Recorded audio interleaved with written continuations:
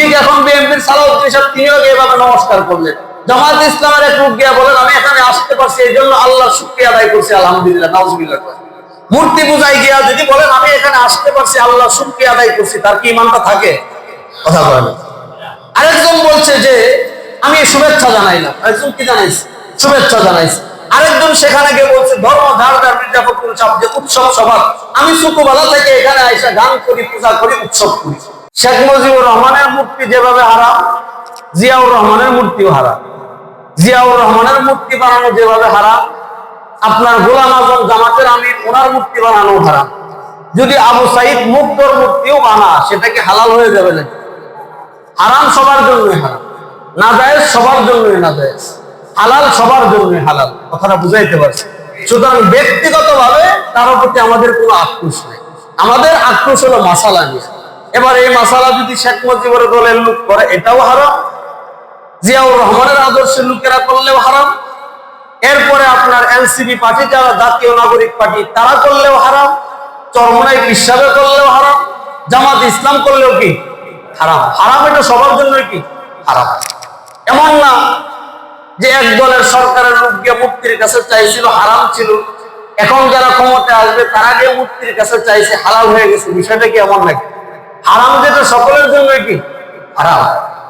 আল্লাহ পাক রব্বুল আলামিন স্পষ্ট কোরআনে কারীমের মধ্যে বলেন লা ইকরাহা ফিদ্দীন, দ্বীনের বিষয়ে কোনো জবরদস্ত করা যাবে না। এই ব্যাখ্যা করতে গিয়ে আমরা রাজনৈতিক লিডার নেতারা অতিরিক্ত অতিরঞ্জন করে ফেলি। আল্লাহ কোরআনে বলতে লা ইকরাহা ফিদ্দীন, ধর্মের বিষয়ে বাড়াবাড়ি করা যাবে না। এর মানে কি? এর মানে হলো বুঝেন, ধর্মের বিষয়ে বাড়াবাড়ি করা যাবে না মানে আপনি পূজায় গিয়ে সলাম সলাম করতে পারবেন না।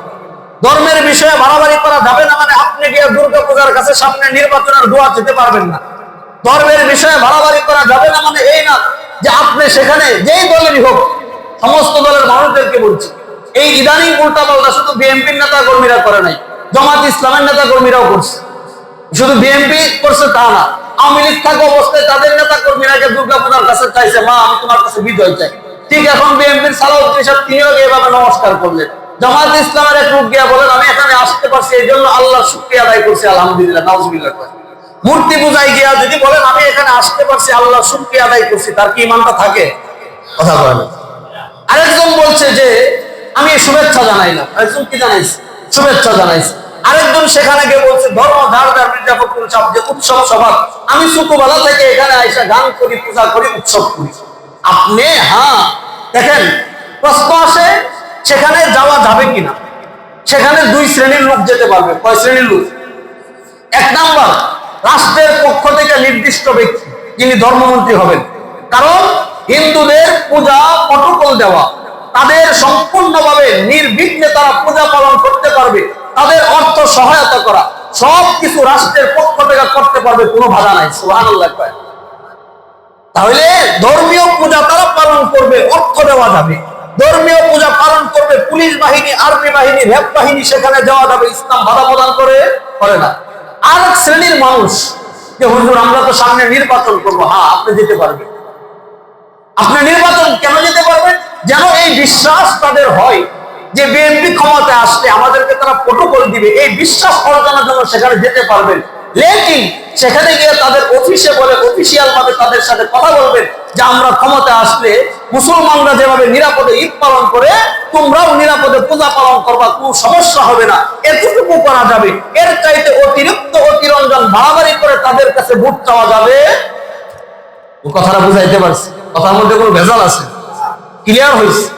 হুজুর আমরা তো রাজনৈতিক ভাবে যে যান, কোনো সমস্যা নাই, আপনি যাবেন, জামাত ইসলাম সেখানে যাবে, গিয়ে বলবেন আলোচনা করে যে আমরা ক্ষমতায় আসলে ইসলাম অনেকে ভয় পা যে ইসলাম ক্ষমতা আসলে মূর্তি পূজা, আরে 750 বছর পর্যন্ত উপমহাদেশে ইসলাম ক্ষমতায় ছিল। বলেন তো দেখি উপমহাদেশে মসজিদ বেশি না মন্দির বেশি? মন্দির বেশি। ভারতে মন্দির বেশি না? তাহলে যদি ইসলাম মন্দির সব ভাইরা চোরমার করাকে সাপোর্ট করতো, সমর্থন করতো, তাহলে তো মন্দিরের সংখ্যা বেশি হওয়ার কথা ছিল না, মসজিদের সংখ্যা বেশি হওয়ার কথা ছিল।